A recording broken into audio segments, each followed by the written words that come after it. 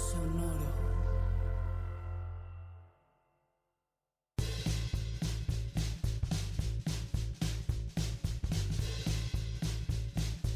Robocop y el futuro de Paul Verhoeven. El cine de acción es para muchos, y de forma desafortunada, un cine al que no hay que ponerle mucha atención. Eso no es absolutamente cierto, y menos si hablamos de Robocop, película que en 2022 cumple 35 años y que fue dirigida por el neerlandés Paul Verhoeven. En esta, su primera película en Hollywood, Verhoeven exploró situaciones y conceptos que han hecho de Robocop todo un clásico. La mezcla de lo orgánico con lo tecnológico, la violencia desatada en las calles, la peor cara del capitalismo. Todo eso rodea la historia de un desafortunado policía que, tras ser atacado por la mafia de la ciudad de Detroit, ubicada en un futuro nada remoto, es convertido en un cyborg que bien podría ser parte de los ensueños horroríficos de David Cronenberg o de las pesadillas urbanas de David Lynch. Pero no, Robocop es todo eso, más y una película típica de Paul Verhoeven. ¿De qué nos habla esta aparentemente superficial historia de acción? ¿Quién es Paul Verhoeven? ¿Por qué vale la pena revisar sus películas? Para hablar de eso invitamos a Eric Martino, locutor, comunicador, diseñador, podcastero, amante de la tecnología y de las vanguardias y gran amigo del proyecto Cine Garage. Robocop. De eso trata este episodio. Yo soy Eric Estrada. Esto es Cine Garage. Aquí cabe todo el cine. Queridísimo tocayo Eric Martino, uno de los faros en la cultura, ¿cómo le vamos a decir? La cultura en general mexicana, es el invitado especial de este podcast Cine Garage. Tocayo, años y años y años, y creo que nunca habíamos coincidido en los micrófonos. No, sí, en Reactor, pero hace mucho tiempo que no. Mucho tiempo. Mucho tiempo que no estábamos en una cabina. O sea, por lo menos desde que yo me fui de México, así que por lo menos tiene 16 años. O sea, que alguien... Qué gusto me da que vengas. Alguien que tenga 30 tendría 15 en ese momento. O sea, que nadie se acuerda. Eso, o sea, que no nos ha oído. Nadie se acuerda. Qué gusto de verdad verte. Sí. O sea, verte sabiendo que nos separa país y medio, ¿no? Porque tú estás en San Francisco. Así yo es. Estoy en la Ciudad de México. Me da mucho gusto verte más allá de las redes sociales. Bienvenido a los micrófonos Cine Garage. Muchas gracias, tocayo. Te agradezco muchísimo y fan de venir a hablar contigo de una película. Además, hace siglos que no lo hacemos. Feliz. Bueno, pues espero acabemos de la misma forma, porque ni siquiera sé. Yo te lancé la invitación. Sí, yo dije, tocayo. O sea, yo te sigo. Vente a hablar de Robocop. Vente a hablar de Robocop. Pero no sé siquiera si te gusta Robocop. Bueno, empecemos por ahí. Nunca pensé en ese tipo de cosas. Ya no importa, ¿no? Y voy a decir el clásico el clásico de tío. Hay una edad donde esas cosas ya no importan nada. Porque entonces ya ahora las cosas y la cultura y todas las referencias y cosas, las ves porque es necesario, ¿no? Y a veces ni siquiera es que las quieras ver, a veces te tocan en un avión y no hay otra y ves esa. Yo qué sé, hay miles de formas en las que este tipo de piezas te alcanzan y va más allá de si te guste o no te guste. No sé cuánto quieras que diga para contestarte esa pregunta, que es justo lo que venía pensando ahorita en la bicicleta. Venía razonando algunas de las partes de la película y decía una cosa, voy a decir una sola idea, porque en realidad yo te debería seguir a ti, no empezar aquí a lanzar bolas. No, es tu programa.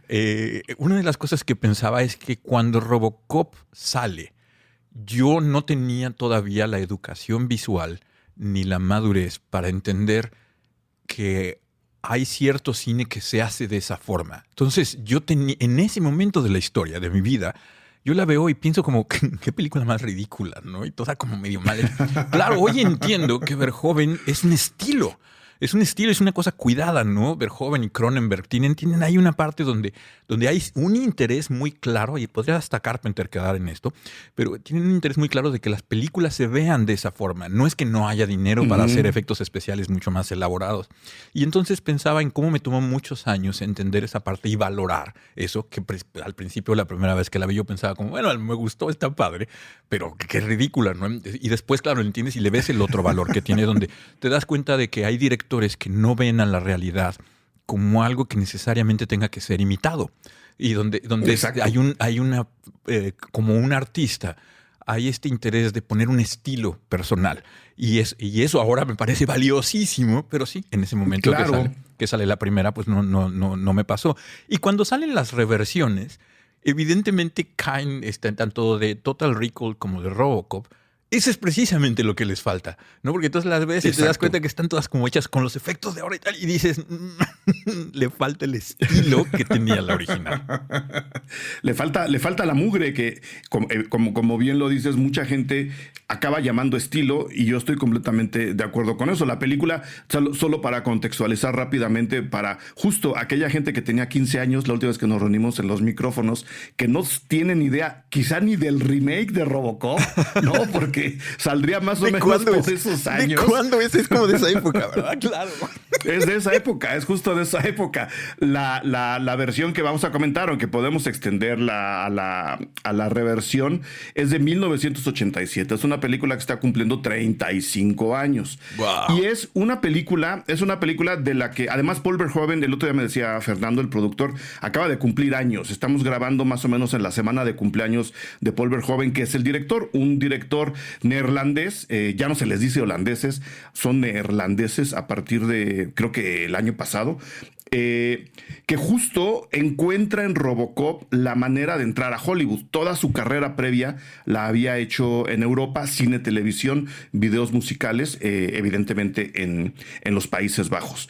Y con esta película que rebotó por todos lados, que todos los directores de renombre de la época dijeron no, qué cosa tan ridícula. Paul Verhoeven leyó el guión.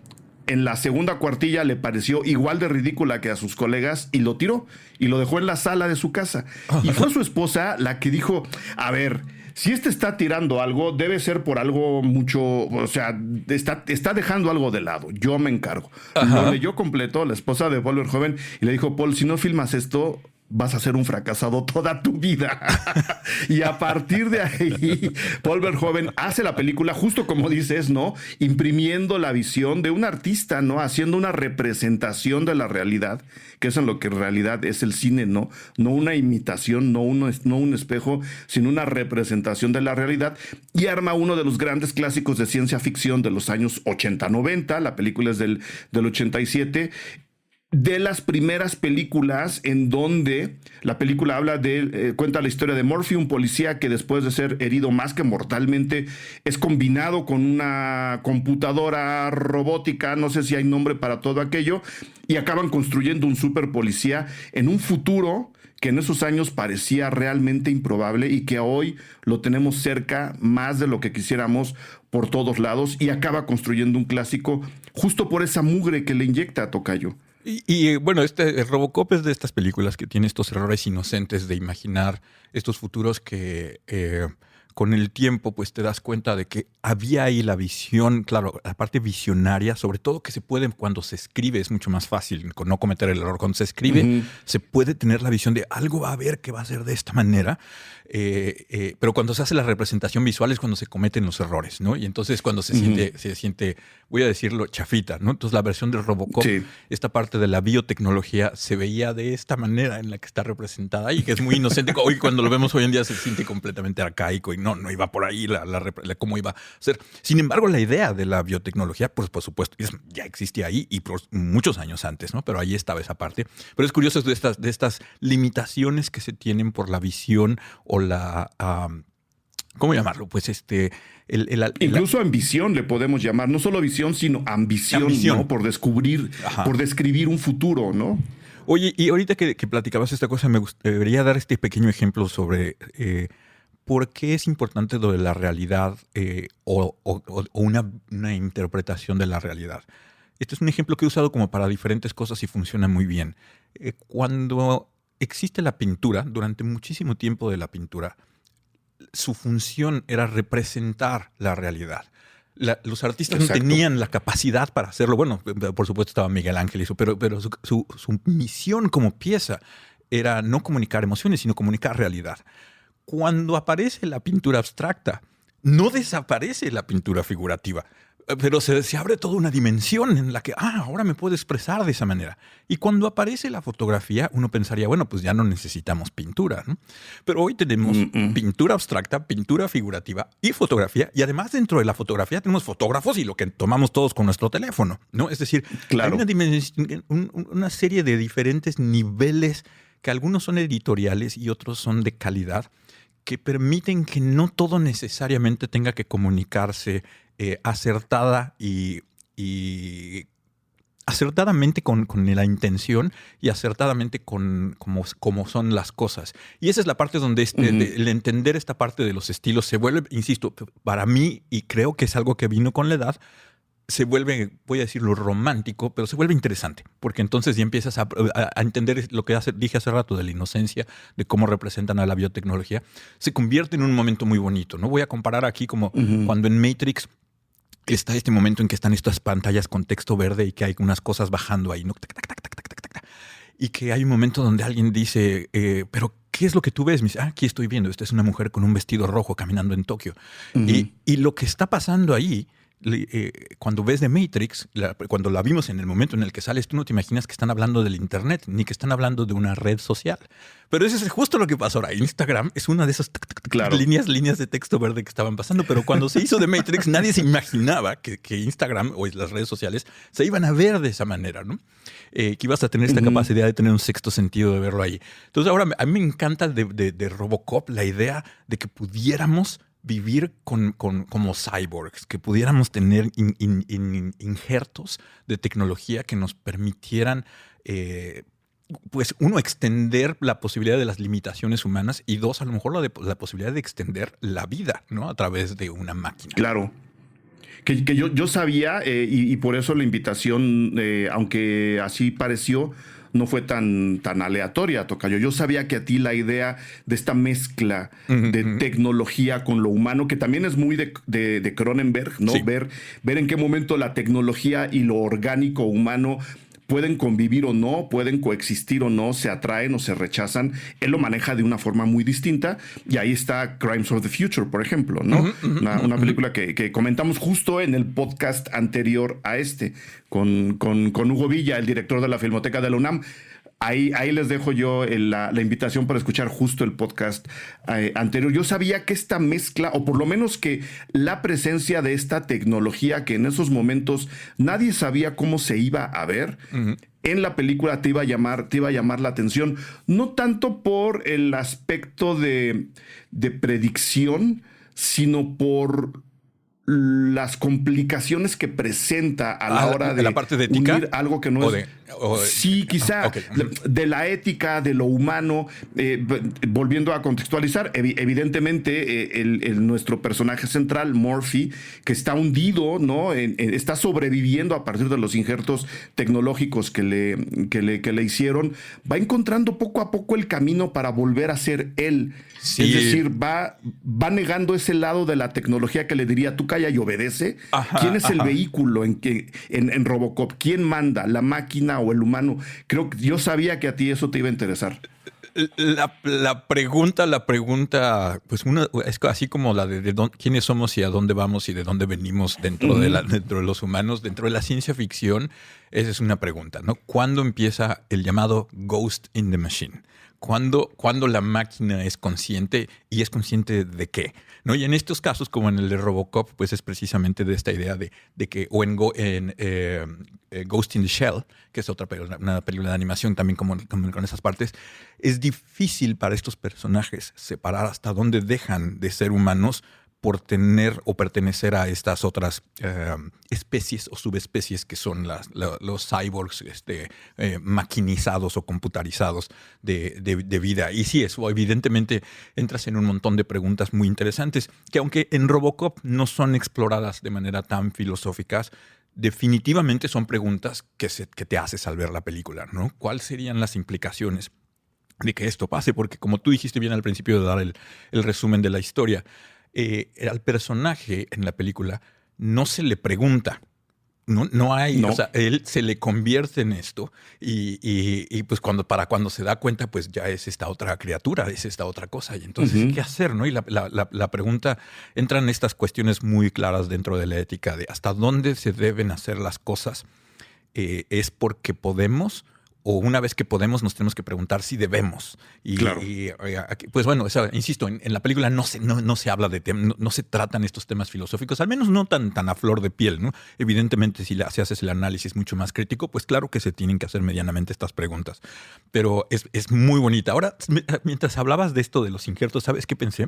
Me vino esta imagen del Neuralink, lo que está haciendo Elon Musk, y de poner esta cosa en el cerebro, que sí es literalmente como en Robocop, así el injerto de un chip, tal cual, ¿no? Así de, o como en, ¿cómo se llama? Existence C, ¿no? La de Cronenberg. La de Cronenberg que tienen también.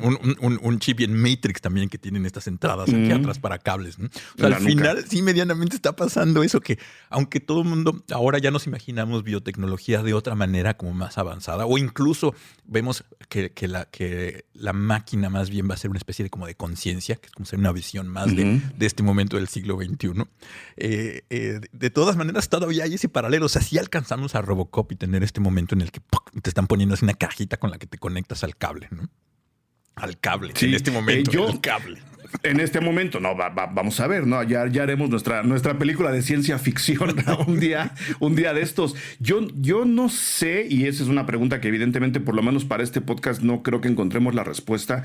No sé si los temas no se sugieren justo por el estilo de la película, que es lo que tú decías hace rato, ¿no? Lo que a Verhoeven le está interesando es una cosa muy distinta a entrar en estos debates, en donde si a la hora de compararla con Blade Runner, por ejemplo, hacemos paralelismo sobre las exploraciones éticas y la combinación también de lo humano. En este caso, lo humano es lo intangible, la memoria, ¿no? En Blade Runner, lo humano es la memoria, algo que no tocamos, y lo tecnológico es justo todo lo corpóreo. Está como invertida la idea de Robocop. Si nos ponemos a analizar el guión de Blade Runner, tampoco lo explora de manera muy clara durante la película. Porque precisamente se tratan de, en la versión por lo menos de Ridley Scott, lo que se pretendía era dejarte en el misterio, ¿no? Para que no... tratar de explorarlo significaría hacer el spoiler sobre uno de los grandes misterios que nunca se han querido aclarar formalmente, ¿no? Incluso aunque ahora se sabe y la historia te va llevando por el camino de pensar que el personaje es un replicante, nunca se dice como tal, ¿no? Para que sea de esas obviedades, ese elefante en el cuarto donde es obvio, pero no lo hemos dicho, ¿no? Pero no. Y eso es precisamente la ventaja de no tener que tratar el punto así abiertamente, ¿no? Exactamente. Mi punto es que Verhoeven es mucho más crudo que Ridley Scott. Sí. O sea, que el estilo, la representación que le está haciendo, sí está apostando a que la carne quede más roja que medio cocida, ¿no? Y que está dejando esas preguntas ahí. No sé si es eso, porque mi pregunta a dónde iba es, no sé si es eso, su primera película en Hollywood, la primera película de los dos guionistas, ¿no? O sea, inexperiencia. Por eso lo menciono. De cualquier forma. Oye, una cosa, rapidísimo el guionista. Yo no sabía, pero más a que me invitaste haciendo una visita rápida a buscar información en el Internet Movie Database y en Wikipedia, me salió un dato que yo desconocía, y es que el guionista tuvo que ver, pues él trabajó en Blade Runner. O sea, estaba como uno de los guionistas que están ayudando a Ridley Scott ahí en on-site, cuando estás en la visión. Cuando estás así trabajando en la película, que todavía tienes a alguien como para corregir, porque ves que Ridley Scott usa muchos diálogos improvisados y cosas de estas. Claro. Yo no sabía que él había estado ahí. Y entonces que hay una conexión así mucho más grande. Me voló la cabeza, güey. Yo tengo aquí marcado a uno de los dos guionistas, que es Edward Neumeier, como perteneciente al equipo del departamento de arte, o sea, perteneciente al departamento de arte sin crédito, es decir, sí, era el becario. Si no tiene crédito, era el de servicio social, ¿no? La verdad es de que iba por los cafés, pues, pero ahí estaba. Sí, ahí estaba, ¿no? Ahí estaba. Exacto. Ahí estaba. La conexión no solo es a la hora de ideas, sino probablemente incluso de equipo. Y pues bueno, yo creo que dejan las ideas o las quieren dejar, que esa es la duda que dejo en el episodio, pero ahí están. A mí me llama mucho la atención, número uno, y te lo voy a dejar para ver si lo apreciaste o te gusta o no te gusta esa parte de la película. Me llama mucho la atención cómo este ser humano que dices que se apropia a una mega empresa, ¿no? Que ahí es donde están los futuros que yo digo que sí estamos tocando, ¿no? Sí, totalmente. Es una mega empresa que está controlando al departamento de policía o que lo busca controlar. Privatizada. O que ya controlan al ejército. Sí. Y que tienen que desarrollar un prototipo justo para hacer más dólares. Y agarran a un policía herido sin saber quién es, ellos tampoco. O sea, a él no le preguntan y ellos no preguntan quién es, ¿no? Que ahí ya está nuestro primer dilema ético y lo convierten en esta mezcla de tecnología con cuerpo humano. Y poco a poco su conciencia va saliendo de la máquina, ¿no? Va tomando la idea de sí mismo como un humano, que luego hará sus reclamos y todo aquello, porque ahí está la historia del sindicato de policías, que va a hacer su huelga, no nos quieren como humanos, no nos protegen, que es el lado comunista de la película, cantemos la internacional, y conforme él va tomando conciencia de sí mismo, vamos descubriendo su rostro. O sea, sí hay una propuesta, además, cinematográfica en esta idea que tú dices del Ghost in the Machine. Conforme le van dando de balazos, además, conforme lo matan por segunda vez, le rompen el casco y vemos primero el ojo, ¿no? Luego lo van hiriendo más y él tiene que quitarse el casco y mostrarnos su rostro, el momento Darth Vader que le llamo yo de Robocop, y a partir de que él le enseña el rostro ya no se vuelve a poner el casco, y creo que eso sí es muy simbólico y muy interesante en la película. No sé si lo viste o estás de acuerdo conmigo. No, absolutamente de acuerdo, y tienes toda la razón. Yo no había hecho el comparativo con Darth Vader, pero tienes razón y sí recuerdo ese momento muy bien. De lo que estabas diciendo, una parte que creo que me gustaría mencionar es que, que no quede fuera. Porque aunque tratamos de pensar como que Blade Runner tiene un rollo más filosófico que lo que hace Verhoeven, una cosa que creo que ocurre con los años con él es también hay discursos. Al final todos los artistas, y cuando eres un director del tipo que sea, de verdad hay una parte de ti que no pueden negar que tienes el pensamiento artístico y tienes el dominio además como de muchas áreas. Verhoeven claramente tiene una opinión sobre el mundo en el que hemos vivido y está puesta en sus películas. Probablemente en Robocop es la primera aproximación a ello, pero es algo que explora después en Total Recall y que definitivamente tiene que ver dentro del escenario que se plantea en Starship Troopers. Y en las tres películas están estos futuros donde el mundo está dominado por la economía, donde todo es un negocio. Y con dinero baila el perro. Y ahí está la crítica social de Paul Verhoeven al mundo capitalista en el que pues, nos ha tocado vivir en esta última parte del siglo XX y primera parte del XXI, donde él hace ese pequeño postulado a su estilo y en un género muy particular, pero donde sí hay este segundo layer de lectura donde yo tengo algo que decir sobre el mundo. Y en donde caben también un par de vaticinios que yo no sé. Luego, y he tenido esta plática con amigos en común, tuyos y míos, en donde de repente este tipo de grupos de creadores, porque Verhoeven con todo que no tiene la enorme filmografía de Steven Spielberg, por ejemplo, es claro que se llaman por teléfono y es claro que van a los mismos restaurantes y que si se encuentran se sientan juntos e intercambian ideas, ¿no? Y viven en este círculo en donde si del otro lado están los Chemical Brothers, también van y se van a sentar con ellos porque seguramente los conocen. Es un grupo de personas que cuentan con información que nosotros a nivel calle vamos a recibir dentro de 5 o 6 años. ¿Por qué lo estoy diciendo? En el 87, que es cuando se estrena la película, evidentemente se escribe antes y se filma antes, el mundo era completamente dependiente del petróleo. Bueno, de otra forma como lo estamos haciendo ahora, porque ahora seguimos haciéndolo, ¿no? Pero digamos que el petróleo no era cuestionado como el motor de la civilización y del progreso en esos años. Y sin embargo, y esta es la plática que he tenido con varios de nuestros amigos, él ubica la historia en Detroit, en un momento del cine hollywoodense en donde todas las demás películas se hacían o en Nueva York o en Los Ángeles. Sí. Es curioso cómo cambian esas cosas, ¿no? Ahora me llama mucho la atención, pequeñísimo paréntesis, cómo todas las películas son o en Londres o en San Francisco. Sí. o bueno, ahora ya empezaron a aparecer las chinas y las que tienen otras referencias, no las películas que vienen de otros lugares. Incluso cuando son varias ciudades en la película, siempre acaban yendo a Londres y siempre acaban yendo a San Francisco. Se ve que alguien Godzilla es la única que vino a la Ciudad de México. Se ve que alguien hizo todos los modelos de la ciudad y ya sale más barato. No, pues bueno, es que es en San Francisco. Sí. ¿Tienes ya un diseño de San Francisco? Sí. Sí. ¿Quién puede destruir tu diseño de San Francisco? Sí. ¿Puedo tirar este? Sí, lo puedes tirar. Con 2 clics te lo tiro. Sí, lo tenemos. Ya nomás lo van pasando. Pues bueno, el triángulo creativo, Paul Verhoeven, Edward Neumeier y Michael Miner, que es el otro guionista, deciden ubicar la historia en Detroit. Detroit, tradicionalmente, en la historia industrial de Estados Unidos, pues es la ciudad donde se hacían prácticamente todos los coches de Norteamérica, de México, de Estados Unidos y de Canadá. Ahí se hacían, de ahí salía por lo menos una parte del coche. Detroit Motor City. Exactamente. Y dicen estos tres, la vamos a poner ahí y vamos a decir que en el año donde se desarrolla la película es una ciudad en ruinas, es una ciudad que ya no funciona, es una ciudad empobrecida, es una ciudad traicionada por el capitalismo. Cuando eso ni siquiera se sospechaba en esos años, tocayo. No, claro, todo estaba perfectamente funcionando. Bueno, no, o sea, claro que se sospechaba, es decir, no se lo inventaron de la manga, sino cuando haces un pensamiento crítico y analítico, puedes imaginarte este tipo de escenarios.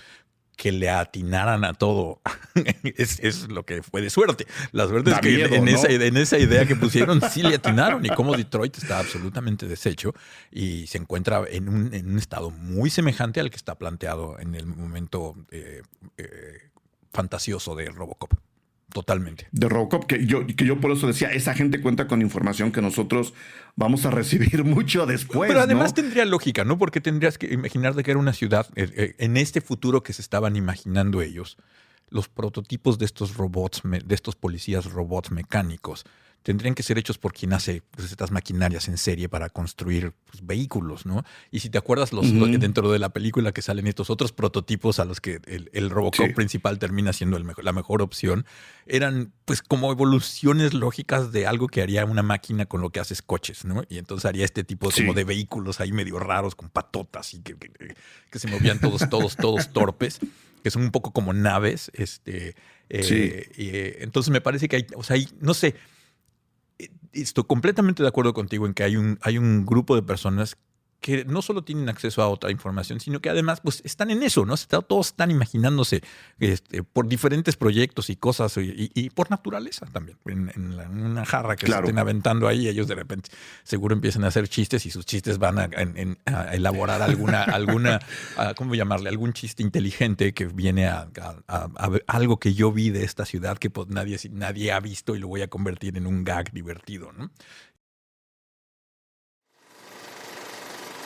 www.patreon.com/cinegarage. Si ustedes van a esa liga, pueden convertirse en productores, en productoras de los podcasts Cine Garage, igual que lo han hecho ya Cody Edwards, Lourdes Valencia, Dolores Heredia, Uriel Palomeque, José Carlos Sierra, Agustín Hernández, Choc Franco, Lili López, Pedro Villa, Carlos Montoya, Héctor Hernández, Ana Tamayo, Efraín, Jair Alejandro Arévalo, Catherine Black. Ellas ya son parte fundamental del proyecto Cine Garage por pertenecer y por haberse suscrito en esta dirección.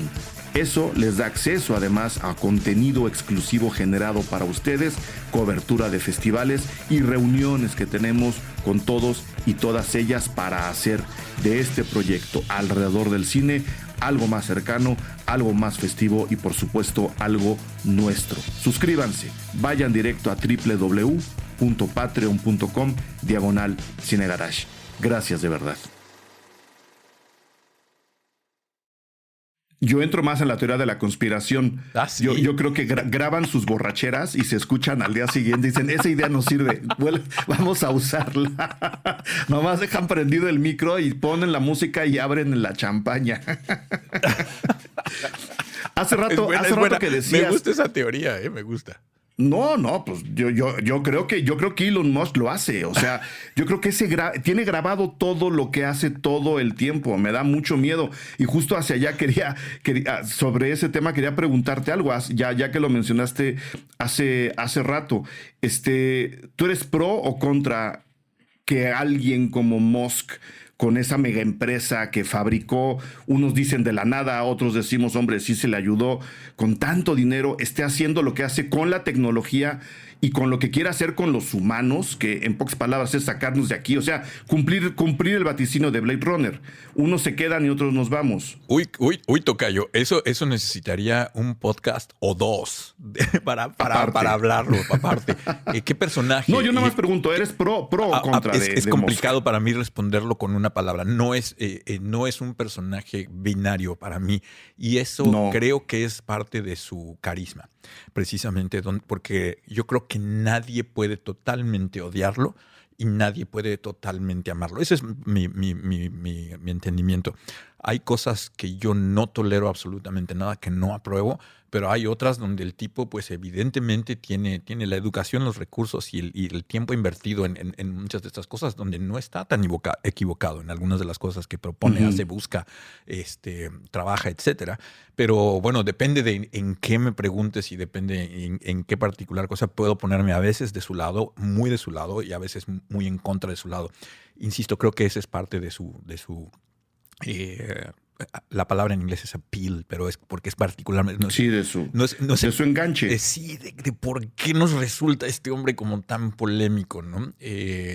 Como individuo, sí tengo que decir algo, estoy totalmente contra de él. Toda la parte de moral, ética, persona, humanidad, estoy contra de él. Pero cuando habla de la parte tecnológica, en cuanto habla como del hombre, del humano hacia arriba, ahí me parece que luego no está tan equivocado. Yo no iría a Marte con él. Eso es, si eso te dice algo. O sea, si... No, ahora te pregunto, ¿no irías porque no te alcanza o porque la misión? Fíjate que tuve una pregunta así en hay que pagar, en otro podcast, ¿sabes?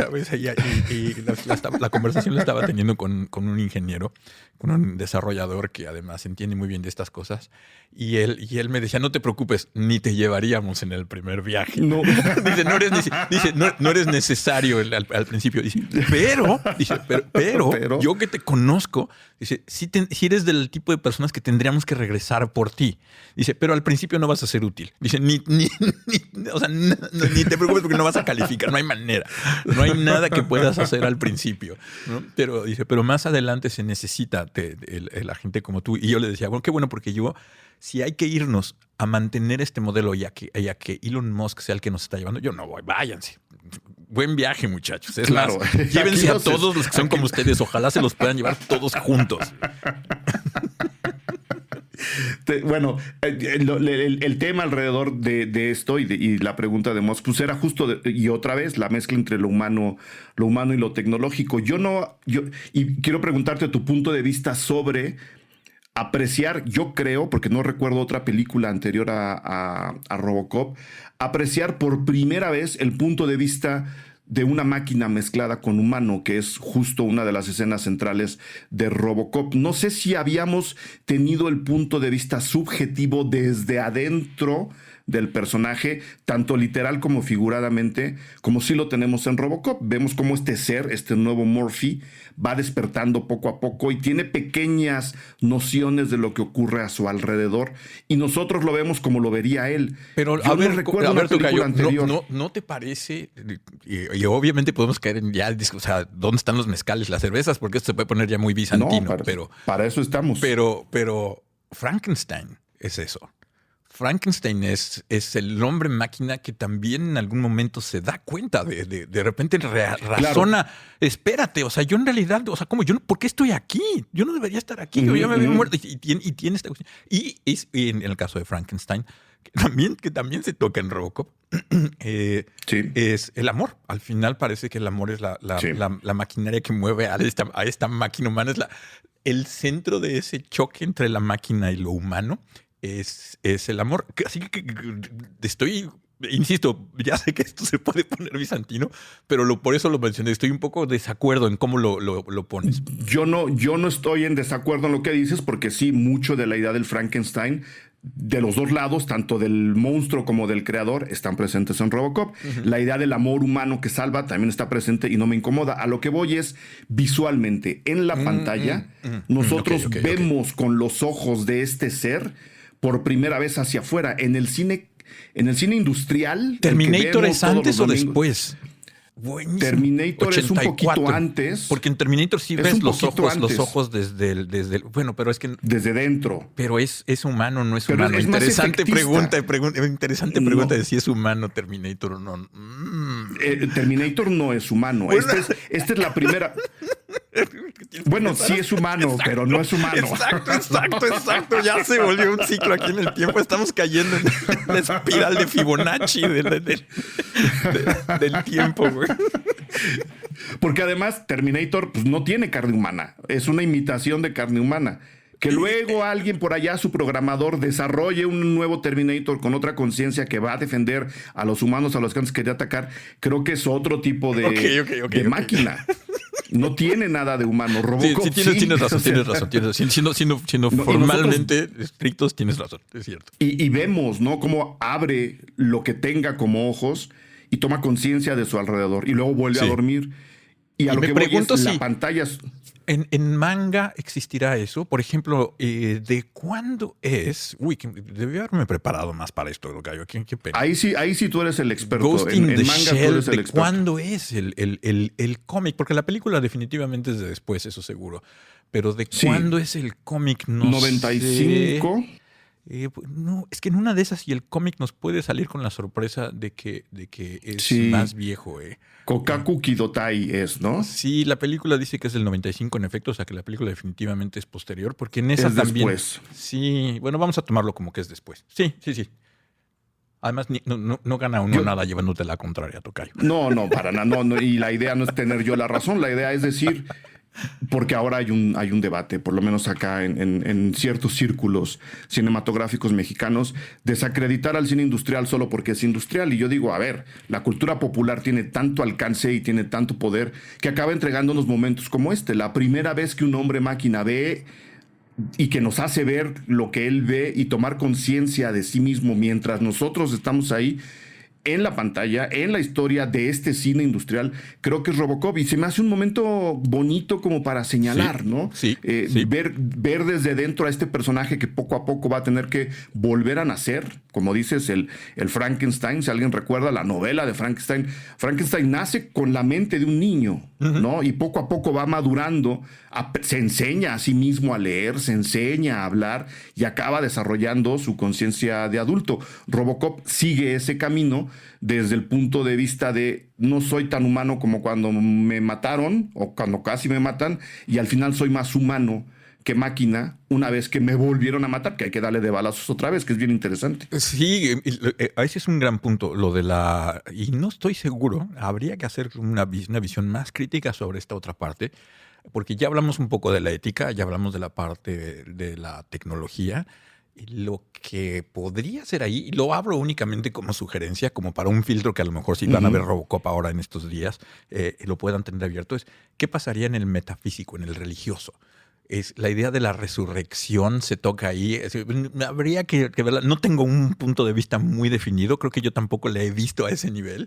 Pero se abren interesantes preguntas, ¿no? Ahora que de repente me lo pones de esa manera, me hace la pregunta sobre si hay ahí algún pensamiento que en Matrix se toca mucho, ¿no? El asunto de la resurrección, ¿no? Interesante. Fíjate que no lo tenía. Yo no llegué tanto a lo de la resurrección porque pues tú me conoces. Yo soy la persona menos religiosa del planeta. Pero sí, tomando en cuenta que a Murphy primero lo balean para dejarlo inservible y lo conviertan en mitad máquina y luego hay que volverlo a balear para que su conciencia vuelva a surgir. Sí vi ahí y voy a ser completamente reduccionista, ¿no? Esta idea de Nietzsche, de el ser vivo siempre va a pelear hasta las últimas consecuencias para seguir siendo un ser vivo. ¿no? Y eso le pasa... Le diste, yo el punto que tenía todo el tiempo en mi cabeza ahorita era que lo que descubre Murphy es la misión, porque tiene una misión, ¿no? El Cervantes se da cuenta, no, espérame, aquí había pasado tal otra cosa, entonces hay que terminar, hay que cerrar ese ciclo. Y es increíble que haya una misión ahí, o sea, parece que el motivo de la vida es el que haya un purpose, una razón para existir. Porque en una lectura superficial de la película cualquiera diría, claro, se quiere vengar de los malos, ¿no? Que lo convertiría en Rambo. No se quiere vengar de los malos, tiene una misión, ¿no? Él es el policía ejemplar que llega de fuera de la ciudad al peor departamento de policía del país para cumplir una misión que es, a ver, esto está muy mal, tenemos que hacer que la ley se cumpla. Pero no es la ley estilo Trump, ¿no? De orden, ley y progreso, sino es la ley de la justicia. Y él sabe que algo no está bien, muere con esa idea. Y luego, como dices, podemos interpretar que resucita con esa idea hasta cumplir ese. Sí, regresa hasta que se cierre la misión, tal cual, ¿no? Está bueno. Sí, nunca la he visto con esa lectura. Híjole, a ver si no me la termino aventando al ratito. Bueno, pues ve y échatela, tocayo. ¿Algo más que quieras agregar de Robocop? ¿Qué te pareció la segunda? A mí me pareció tan prístina, tan limpia, tan inofensiva que me aburrió tremendamente. Es lo que te decía. A mí me parece que lo bonito de Robocop es precisamente el estilo y maquillaje, lo que tú has venido definiendo como la mugre que le pone encima a Verhoeven, que insisto, es absolutamente controlada. Es decir, él no es que no le alcanzara, está pensado para que se viera de esa manera. Él, por supuesto que podría hacer una película de otra forma, pero él intenta expresarlo así. Y cuando ves las nuevas interpretaciones de ambas, de Total Recall y de Robocop, eso es precisamente lo que falta. Y entonces te das cuenta del valor que tiene esta otra interpretación, porque estas nuevas versiones se sienten tan genéricas, y no sé si tú compartes esta visión. Yo de repente en Netflix y en muchos de los sistemas ahora de streaming de películas, hay un montón de películas de ciencia ficción ahí, y todas medianamente prometen ser un capítulo que no has visto de una serie que ya viste, ¿no? Entonces, pero todas se ven como iguales. Entonces todas parecen como la misma y tal. Y entonces estas nuevas versiones de Total Recall y de Robocop me parece que caen ahí muy fácil. Es como no sabes cuál viste, cuál no, es medio la misma. Todas son medio la misma. Entonces, como se parecen. Y las versiones originales de ambas, de estas versiones de Paul Verhoeven, de Robocop y de Total Recall, cuando las ves son memorables, inolvidables. De inmediato tienen cosas que son únicas. Y bueno, no sé, a nosotros nos tocó vivirlo en el momento. También es cierto que ahora, cuando alguien de este momento con 25 años, ves estas películas, ya las ves como clásicos, entonces ya también entiendes que estos momentos, pero a nosotros nos tocó verlo en el que todavía había que definir eso, ¿no? Entonces, eso nos daba una ventaja y una desventaja, porque ahora los que lo ven tienen una ventaja y una desventaja, ya saben que es un clásico, entonces no se hacen la pregunta, pero pues también cuando lo ven ya saben por qué es importante, ¿no? Y entonces como constatas, nada más confirmas, como ya entendí por qué es un clásico, ¿no? Que está hecho de tal forma. Claro, yo nada más, por si la vuelves a ver y por si hay mucha gente, porque además, por lo menos acá en México, volvió a los cines. Hay una versión restaurada que justo por el aniversario de los 35 años se puede ver en cine Robocop. Algo que también tienen y que... ¿Y no le hicieron nada? Nada más está... Hasta donde... Yo no la he visto porque es en Cinemex. Y pues, como a mí como que sí, me gusta que las películas se vean bien en el cine, ¿no? Pero y creo que voy a hacer el intento para irla a ver. Pero a lo que voy es, fíjense, por ejemplo, que viene a colación de lo que tú estabas diciendo hace un momento, cómo Verhoeven no se tienta el corazón. Son tanto Total Recall, incluso Starship Troopers, como Robocop. Son películas con una dosis de violencia alta, que es algo que también se nos ha quitado del cine de entretenimiento contemporáneo. Está el debate, ¿no? Sobre si la violencia está bien o no, todo aquello. Muestra un momento que es muy diferente al momento actual en muchas cosas. Me pasó perdón, no sé si ya estamos como en tiempo alguna cosa así, pero me pasó con Blade Runner. El que corta eres tú. Con Blade Runner, cuando la vi hace poco, la original, enseñándosela a una amiga, caí de repente en conciencia de algunas de las cosas como patriarcales ahí puestas que dije, Sí. wow, esto no habría manera de hacer esta escena ahorita, ¿no? Pero, y además, si saliera la película ahorita, o sea, lo colgarían de sus partes blandas, o sea, le iría tan mal. Y cómo pasó durante tanto tiempo, como ni importa, ¿no? O sea, es como, ni se mencionaba. Pero ahora, evidentemente, y claro, cuando lo ve gente, son de las primeras cosas que dicen, ¿no? Que no tan claro. Y podemos tener esa lectura, ¿no? Sí. Podemos cuestionar los sistemas patriarcales que reproducen al propio, las situaciones patriarcales que reproducen al sistema patriarcal. A lo que voy es que dentro de la cultura de la cancelación hay también un oleaje en donde cualquier matiz que te haga a un personaje incómodo, es decir, tener un personaje tremendamente machista y controlador en una película, no significa necesariamente que la película lo sea, es parte de los matices que te está presentando. Cancelar un objeto completo, en este caso la película, por un personaje que matiza, se me hace súper peligroso. Sí, que es el caso de si se volviera a hacer Blade Runner, sí, ¿no? Sí. Nuestro personaje central evidentemente está cargando algo en la conciencia que lo hace comportarse violentamente con la mujer a la que cree sentirse atraído, porque ni siquiera lo tiene claro. No, y no, es una escena no de dominación clarísima. La pregunta clave de esa película es, ellos ni siquiera saben si lo que sienten ni lo que recuerdan es cierto. Exacto. Entonces, ni siquiera saben si son ellos los que, o sea, si lo que yo siento es mío o viene de alguien más. O es de alguien más. Y ojalá no esté haciendo un spoiler enorme para personas. No, pero justo ahí están los matices del personaje que hacen que lo que parece una escena de dominación, de exaltación del machismo, deje de serlo. Claro. Cuando la lees así, con esos matices, dices, a ver, ¿qué tanto de lo que traemos nosotros como carga machista es nuestro y qué tanto no? Porque eso es lo que te tienes que preguntar al ver esa situación representada en una película como Blade Runner. Y ese es un peligro que algún día platicaremos porque el tema es muy, muy candente.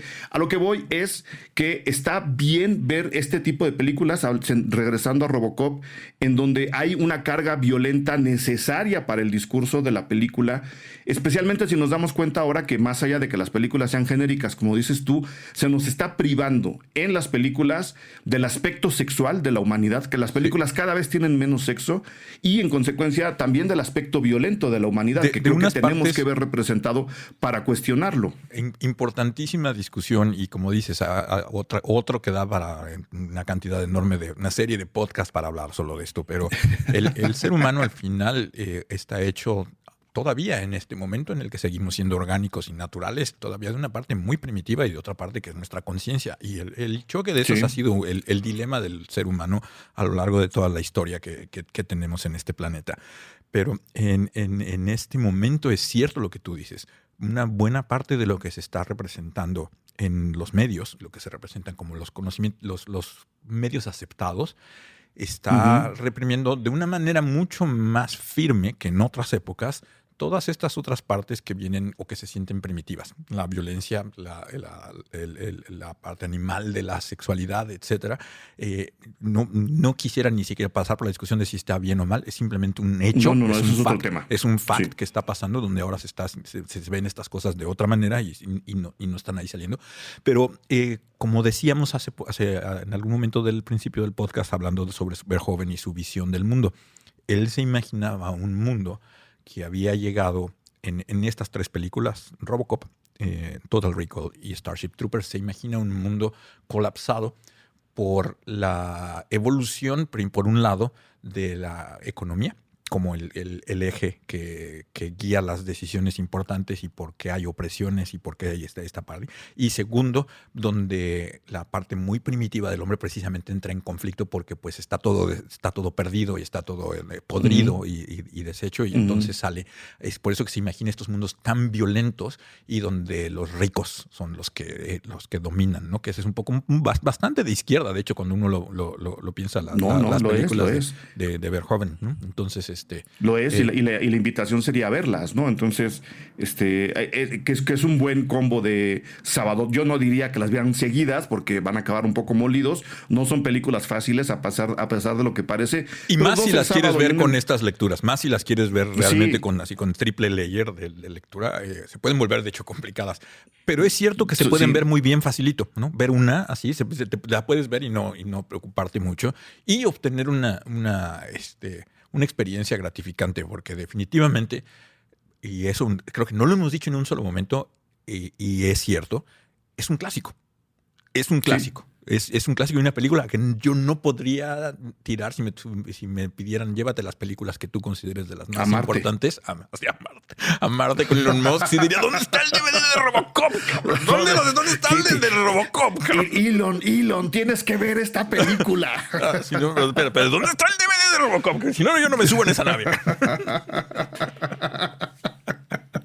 Pues ahí está la invitación, tocayo. Mil gracias por haber venido a platicar, como dijiste, de un gran clásico. Yo te decía al inicio del podcast, la vi de nuevo en inglés, es el idioma original. La vi en español, diantres, ¿no? La vi en español. Diantres. Hablar del doblaje de esa época también merece un podcast aparte. Oye, ¿y dónde viste la de español? Ahorita te digo dónde, no lo puedo decir en este podcast.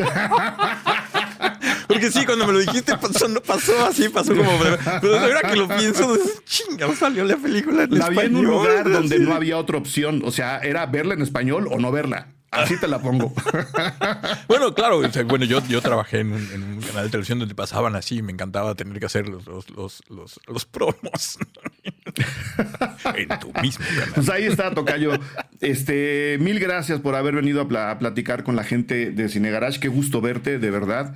Me da mucho gusto este breve reencuentro a través de la tecnología, aunque siempre estamos en contacto por otros medios también de la tecnología. Mil gracias por haber venido a platicar de Robocop. Si la vuelves a ver, avísame. Sí, por supuesto, ahí te mandaré mis notas.